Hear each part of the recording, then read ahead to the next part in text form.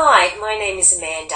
Today I will be conducting this presentation into effective teaching practices for teaching the whole child. I hope you enjoy.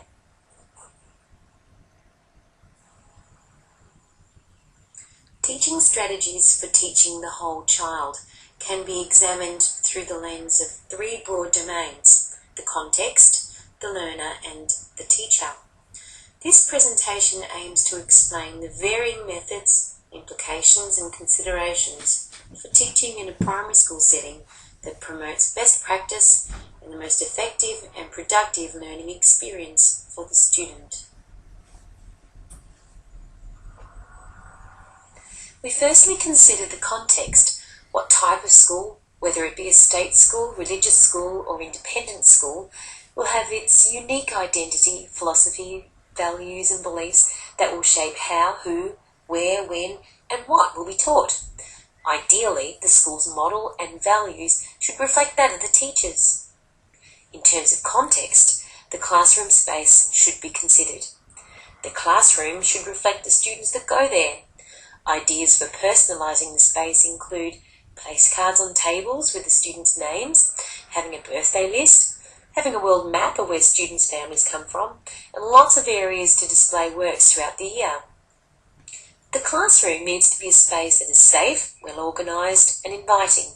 A teacher should consider setting up the space so there are separate areas for quiet work or reading, computers, perhaps a talking area, a hands-on area, and teacher space.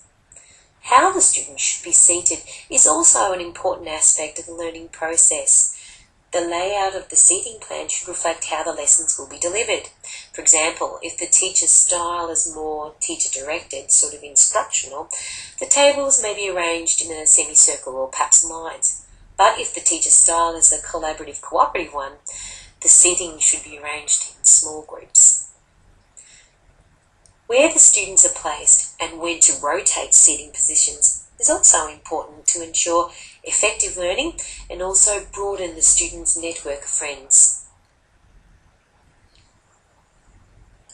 And now we consider the learner or the student. For an effective and personalised teaching plan, the teacher must consider the student's profile. Who are they? What is their background, talents, interests or motivations? What or who inspires them? How well do they socialise? How confident are they? Who are their friends? Tomlinson stresses, what the child brings from home cannot be left outside the classroom door, and for a lesson to be truly powerful, it must go home with the child. Are there any barriers to learning? Students from low socioeconomic groups, minority groups, particularly where English is the second language, families in crisis or in the midst of separation, may cause great implications for learning. Students with pathological conditions such as autism, dyslexia, ADHD may also provide great implications for learning, and lessons may need to be modified to accommodate special needs. The classroom needs to be a place of warmth, security, compassion and understanding to ensure the well-being of all. Helping the students grow in their sense of belonging can be aided through classroom values of respect and caring for one another, buddy programs, teamwork and interest groups. How parents are invested in their child's education influences the outcomes of learning. A teacher should strive to provide varied opportunities to communicate with parents and involve them in the learning process. This can be achieved via newsletters, interviews, class Twitter accounts, invitations to volunteer and ideas for homework strategies. And now we look to the role of the teacher. Firstly, the personal attributes of the teacher can have a direct influence on the learning experience of the student. A teacher who displays ethical and humanistic skills of tolerance, respect, love, honesty, fairness and conscientiousness are traits ideally suited to effective teaching and learning. The style of teaching and methods employed by the teacher will have a direct bearing on learning. The teacher may employ one or many teaching methods within a lesson. They may include instruction-based, inquiry-based or cooperative-based teaching methods. Being organised and developing lesson plans well in advance of the actual lesson time will ensure that the lesson has had time to be worked and reworked. It's also important to ensure that the teacher makes time for reflection at the end of class to consider future lessons.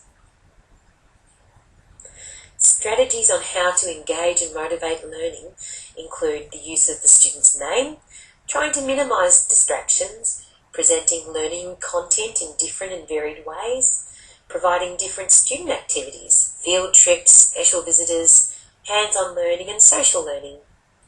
Behaviourist techniques of offering praise and rewards like stickers, Student of the Week certificates for desired behaviours can be an effective tool for encouraging and motivating learning.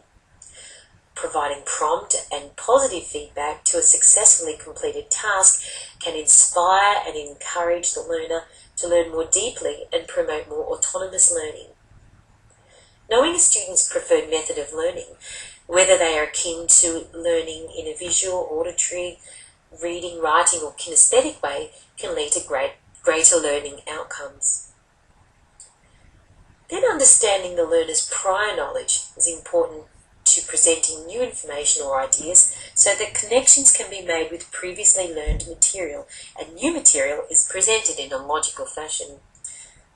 It is important to consider the cognitive workings of the learner. Tools to help retain new information, make new connections with previously learned material, and reduce overload include chunking, sequencing, using tables, rehearsing and summarising. This presentation has attempted to identify key strategies, implications and considerations for teaching the whole child in a primary school setting. Environmental factors, the varying needs and skills of the individual learner, and the methods employed by the teacher all contribute to best practice and opportunities for growth in the student. Thanks for listening.